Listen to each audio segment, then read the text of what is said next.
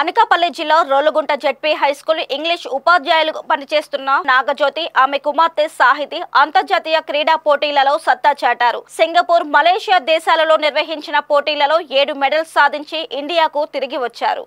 ఈ సందర్భంగా టీచర్ నాగజ్యోతి మాట్లాడుతూ తనకు అథ్లెటిక్స్ విభాగంలో 4 మెడల్స్, తన కుమార్తెకు స్విమ్మింగ్ విభాగంలో 3 మెడల్స్ వచ్చాయని పేర్కొన్నారు. ఇండియా తరపున పాల్గొనడం గర్వకారణంగా ఉందన్నారు. విజేతలను తోటి ఉపాధ్యాయులు, స్థానికులు ఘనంగా సత్కరించారు.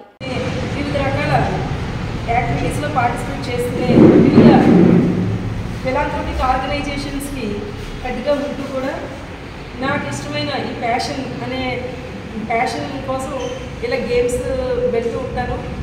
చిన్నప్పటి నుంచి నేను అథ్లెటిక్స్లో ముందుండేదాన్ని. తర్వాత పవర్ లిఫ్టింగ్ కూడా ప్రాక్టీస్ చేయడం జరిగింది. ఈ విధంగా నేను జిల్లా స్థాయి నుంచి అంచెలంచెలుగా ఎదిగి జిల్లా స్థాయి, రాష్ట్ర స్థాయి, జాతీయ స్థాయి పోటీల్లో పాల్గొని గత సంవత్సరం అంతర్జాతీయ స్థాయిలో కూడా పార్టిసిపేట్ చేసి 2 బంగారు పథకాలు, 2 వెండి పథకాలు సాధించడం జరిగింది నేపాల్లో. ఆ స్ఫూర్తితో ఈసారి మా పాపను కూడా తీసుకుని ఇద్దరం మలేషియా అండ్ సింగపూర్లో జరిగే అంతర్జాతీయ స్థాయి పోటీల్లో పాల్గొనడానికి వెళ్ళి విజయంతో తిరిగి రావడం చాలా గర్వంగా అనిపిస్తుంది. I am K. Sahiti. I am studying at Vigyan Institute of Information Technology in Duvada. నేను artificial intelligence and data science course చదువుతున్నాను. ఇప్పుడు 3rd ఇయర్. నేను స్విమ్మింగ్ చిన్నప్పటి నుంచి నేర్చుకున్నాను. ఆ స్విమ్మింగ్లోనే జలయోగాసన అనేది అలవాటు చేసుకున్నాను.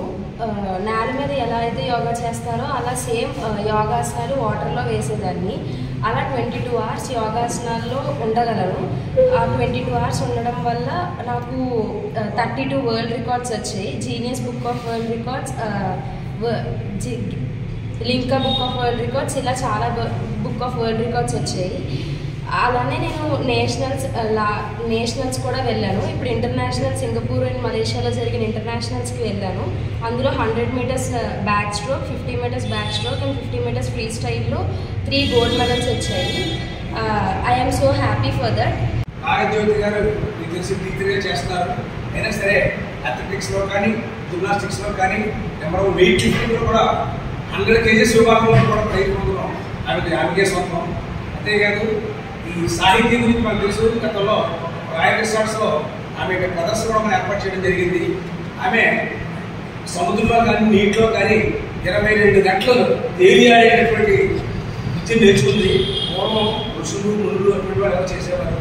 చేత వీళ్ళు అందులో పార్టిసిపేట్ చేయడం, గోల్డ్ మెడల్స్ పొందడం, 7 మెడల్స్ వాళ్ళు సొంతం చేసుకోవడం మన